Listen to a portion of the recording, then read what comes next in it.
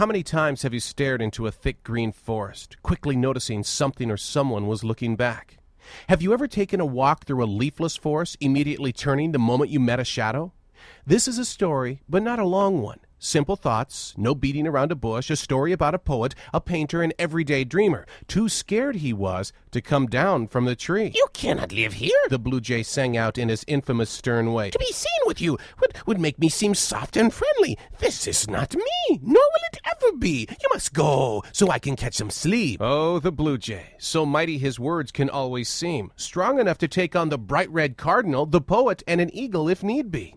His colors, that of unique style and punch, his chest poked out, eyes made of steel, a long beak, capable of cracking hard shells and stones, or so he says. "Oh, you're still here," the blue jay disappointedly pointed out to the poet. Why have you not dropped to the floor? That is where the seeds live, not in this tree with me. Now, go now, before the others think I am soft and friendly. That is not me, nor will it ever be. I must catch some sleep." The poet only stared, his look of that of wonder. What was he to do? To jump, to fall, to leap to another tree? But how could he? He was much too afraid to come down from this tree. Well, what do we have here?" A brown bird with a red chest from the shrubs below shouted out. A robin sits sharply questioning the often unfriendly blue jay. "Even I know when there is a show. Seeing a poet in a tree with someone so unfriendly, that indeed is a show to me." "So what do you make of this, Robin?" The tiny dirt-colored sparrow added to the inquisition, his wings still wet from a recent bath in the street. Oh, what was the blue jay to do? After all, he never once invited the poet to stay and talk, to visit a while. Rummaging through his first thoughts, that of unfriendly gesture, the blue jay did say, "Soft and friendly? Not me, or will I ever be? Leave so I can sleep." The robin and sparrow sat only laughing. "Now look what you've done," the blue jay quickly accused, his words like knives, his anger like very hot soup. "Your decision to stay has cost me an unfriendly reputation. I did say a friend, not me, or will I ever be? Leave me alone so I can sleep. Yet here you sit, your arms wrapped tightly around that branch. What is it, Mr. Poet? What keeps you near my perch?" His eyes a bone-cold chill, a word he could not share. The poet did not answer. He only sat and simply stared. Yes, his arms were tightly wrapped around the branch of that tree. How he got there, that was the mystery. By golly, look what the sky has delivered." A hissing black snake whispered as he slithered from the nearby stream. Sitting up to take even a closer look, his tongue shooting out a mile a minute. "Seems the blue jay has invited a friend over for dinner. Not like the blue jay to do such a thing. Maybe it was unexpected, unexplained, unexcused. To drop from the tree, he might be coming my dinner tonight." "Don't get your hopes up too high, you hissing monster," the sparrow easily interrupted, ruffling his feathers, twitching his tail, attempting to look bigger than ever. "I know for a fact that the blue jay did invite the visitor. To drop to the ground for you to have dinner is not the plan, nor will it be. Please slither on so that the blue jay can sleep." Smacking his snake lips once, maybe twice, his look was that of disappointment, for how could the blue jay be so nice? "Besides," the black snake fresh from the stream thought to himself, "this poet is much too big to eat.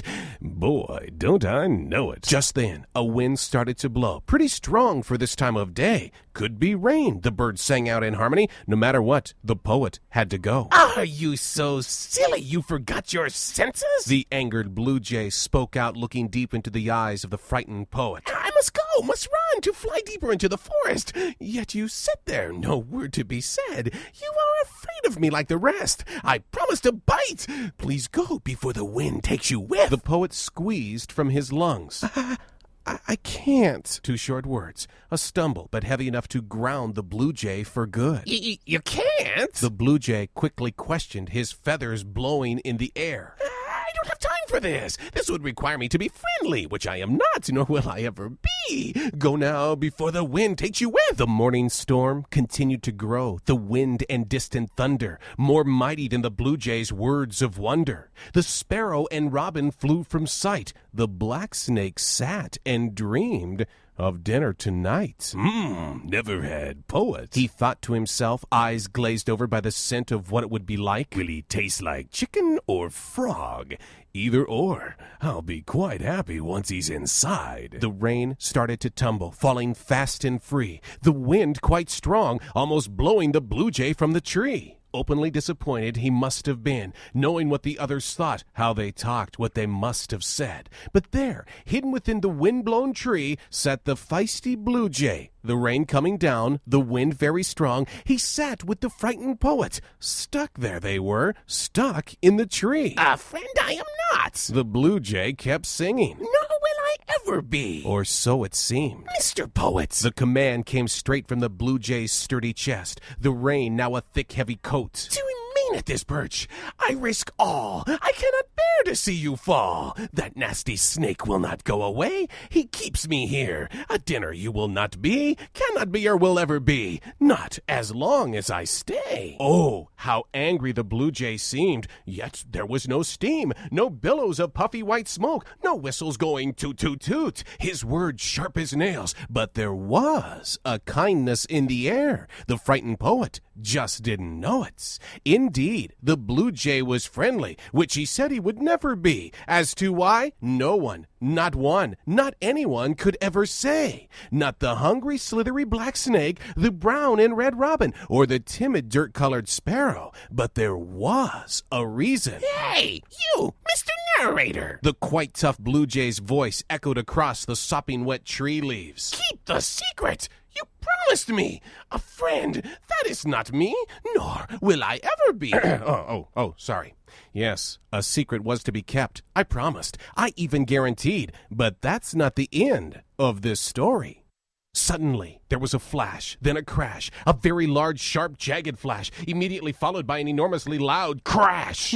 Mr. Blue Jay, I'm so sorry. The trembling poet apologized while holding tight, so tight his fingers were white, except for the very tips. It was there that we could see purple, blue, and red. I only came to this tree because you love to sing.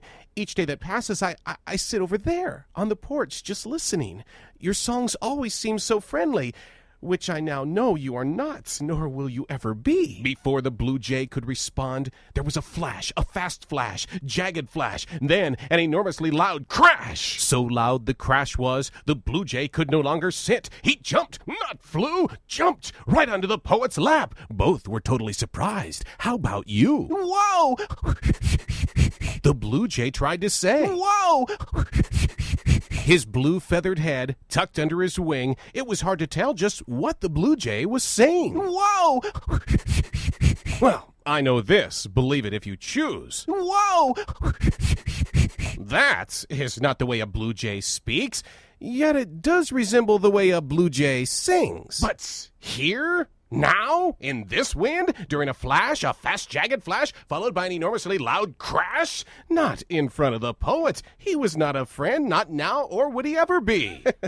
What's wrong, Mr. Blue Jay? Are you afraid? The laughing poet chuckled while still stuck in the tree. Oh, don't be afraid. It's only thunder. Why, yes it is. The once never shy, almost overconfident blue jay agreed. His new perch that of the poet's lap, not because he was a friend, nor would he ever be. The poet's lap was protection. No fast flashes with enormously loud crashes, not once, not twice. It really was nice. You must go inside, away from this weather. The blue jay ordered, while standing straight as a feather. The wind! The flashes with enormously loud crashes, they are not for poets. Or do you need glasses? But what about you? The tree-stranded poet delivered, proving he cared. The robin and sparrow, they've flown away. Can't you do the same? Mr. Poets! The blue jay sharply interrupted, but not in his normal unkindly way. Yes, now. Yes, it really could be. The blue jay was trying to be friendly. I'm too afraid to fly away.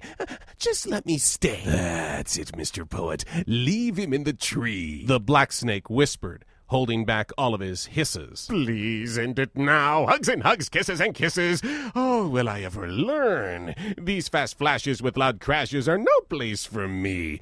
but I am so hungry, and the poet will soon fall from that tree. Quickly, grabbing the blue jay from his lap, the poet no longer laughed. Into his shirt the blue jay was thrown. There was no way that this could have ever been known. Not a sound, not a song, nor a word. Only one thing could be heard: the poet's heartbeat as it prepared to jump, to leap from the tree, to run from the snake, leaving behind the fast flashes and enormously loud crashes. Then, without hesitation, the poet let go of his fright, head held high, eyes tightly closed. It was now or never, or the blue jay might start to bite. After all, he was not a friend, not now, or would he ever be? Imagine what he'll say the moment the poet leaps toward the black snake. But it didn't matter. The poet, he listened. There was danger. A tree is not the place to be when there are jagged flashes and enormously loud crashes. Pushing his right leg straight out, it would be the first to hit the ground. A deep breath the poet took. A silence so long was said. Then, not a worry in the world, not even a whisper of wind, the poet shot from the tree, firmly landing on both feet. It all happened so fast, so swift, almost as if it had been rehearsed. The black snake shook his head in disbelief, shook it so hard it turned and turned and turned. He literally got dizzy. This was not right. Where was the blue jay's fight? Who knew? Not I, not the robin, sparrow, or black snake. No tumble did the poet take. Feet first. Not a wiggle, not a warble, or a wobble, or even a slip. It was a perfect landing. Then again, how could he miss? The poet had something in common with the tree. They both stood just 3'3".